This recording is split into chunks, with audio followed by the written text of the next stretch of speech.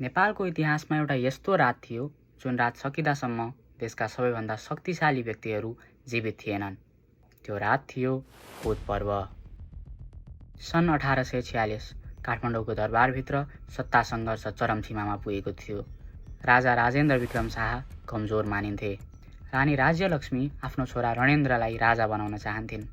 दरबारभित्र पाँडे, थापा, बस्न्यात, शाह र अन्य शक्तिशाली समूहहरू एकअर्का विरुद्ध षड्यन्त्र गरिरहेका थिए। त्यही बेला दरबारका सबैभन्दा शक्तिशाली सैनिक कमान्डर गगनसिंह भण्डारी रहस्यमय तरिकाले आफ्नै घरमा पूजा गरिरहेकै बेला गोली हानी मारिए।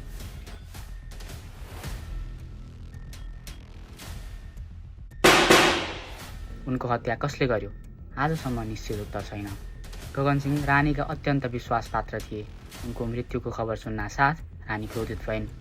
रातको समयमा दरबारका सबै भारदार, सैनिक अधिकारी र उच्च पदाधिकारीलाई तत्काल कोतमा उपस्थित हुन आदेश दिइयो। सबै हतारिँदै कोत पुगे, तर उनीहरूलाई थाहा थिएन उनीहरू इतिहासको सबैभन्दा रक्तरञ्जित राजनीतिक घटनामा प्रवेश गरिरहेका छन्। कोतमा पुगेर रानीले हत्या गर्ने व्यक्तिलाई तुरन्त मृत्युदण्ड दिन माग गरिन्। काजी वीरकेशर पाँडेमाथि शङ्का गरियो, तर कसैले स्पष्ट प्रमाण दिन सकेनन्। तनाव बढ्दै गयो, चर्काचर्की सुरु भयो। अचानक एकजना सैनिक अधिकारी अभिमान सिंह राणा मगर मारिए र त्यसपछि कोत रणभूमिमा बदलियो। दरबार निस्किए, बन्दुक पड्किए, खुकुरी चम्किए, घण्टौँसम्म रक्तपात चल्यो। प्रधानमन्त्री फतेजङ शाह सहित दर्जनौं उच्च अधिकारी मारिए।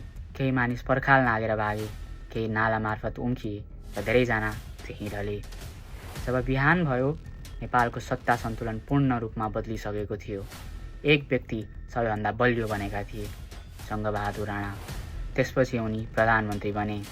केही महिनामै राजा र रानी दुवै शक्तिविहीन बने र नेपालमा सुरु भयो 104 वर्ष लामो राणा शासन। त्यसैले इतिहासकारहरू भन्छन् कोत पर्व केवल नरसंहार थिएन, त्यो नेपालमा राणा युग जन्मिएको रात थियो। धन्यवाद।